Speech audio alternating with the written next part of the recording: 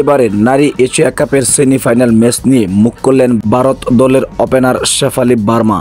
তিনি বলেছেন, সাম্প্রতিক আমরা বাংলাদেশকে হোয়াইট ওয়াশ করেছি, তাই তাদেরকে নিয়ে আমাদের চিন্তা করার মতো কিছু নেই, কারণ আমরা অবশ্যই বাংলাদেশের বিপক্ষে এবারের ম্যাচটিতে জয়লাভ করব এবং এই জয়লাভের মধ্য দিয়ে আমরা ফাইনাল নিশ্চিত করব।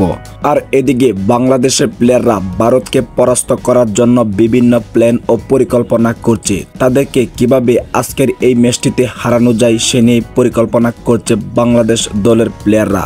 তারা চেষ্টা করছে ভারতকে হারিয়ে ফাইনাল নিশ্চিত করার জন্য এবং এশিয়া কাপের ট্রফিটা বাংলাদেশে নিয়ে আসার জন্য।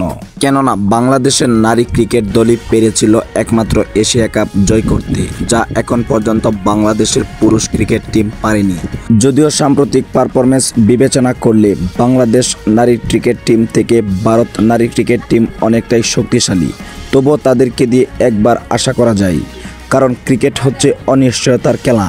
দুপুর 2:30 অনুষ্ঠিত হবে বাংলাদেশ বনাম ভারতের এই সেমিফাইনাল ম্যাচটি, আর এই ম্যাচটি অনুষ্ঠিত হবে ডাম্বুল ক্রিকেট স্টেডিয়ামে।